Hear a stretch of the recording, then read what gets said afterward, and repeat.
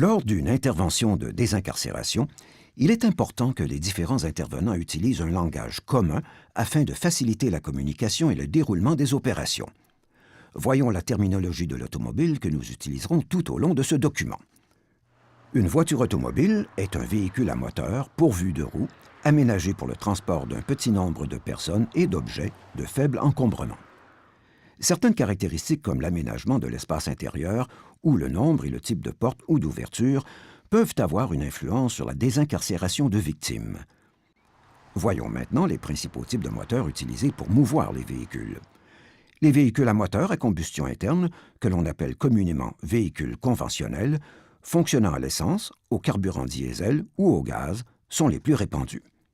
Les véhicules à moteur hybride font appel à plus d'une source d'énergie pour se déplacer. En général, ils utilisent un moteur à combustion interne et un moteur électrique.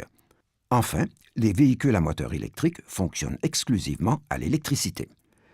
La carrosserie est l'enveloppe, le plus souvent de tôle, d'un véhicule qui est fixé sur la structure et qui contient les personnes et les charges à transporter. Voici les principales pièces de la carrosserie.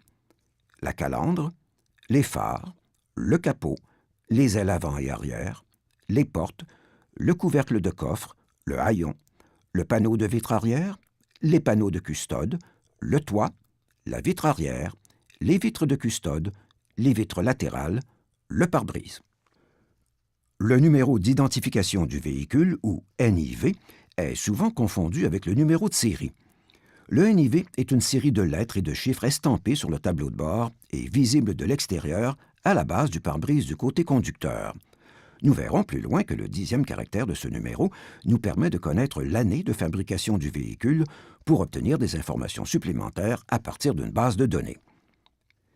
Voici maintenant quelques éléments internes. Les serrures composées d'un pêne et d'une gâche, les charnières, les arrêts de porte, les faisceaux de fil, le tableau de bord, les assises de siège, les sièges, la plage arrière, le coffre, les cylindres hydrauliques.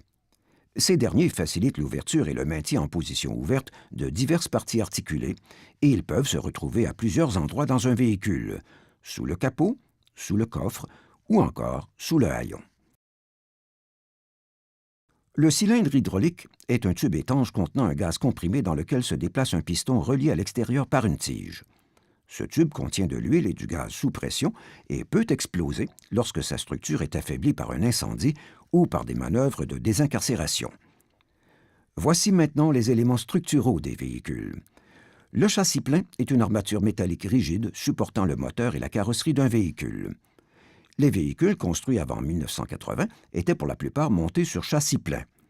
De nos jours, ce type de structure se retrouve généralement sur les véhicules à propulsion arrière comme les camions, les véhicules utilitaires sport à 2 ou à 4 roues motrices, les limousines et les camionnettes.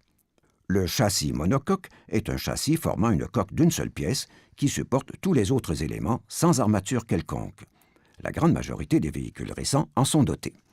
Le châssis caisson comporte 4 arceaux formés par des traverses se trouvant sous le plancher qui se poursuivent pour former les montants A, B, C et D et se courbent ensuite pour former les traverses du toit. Sur ces arceaux sont fixées toutes les autres pièces formant le plancher et le toit.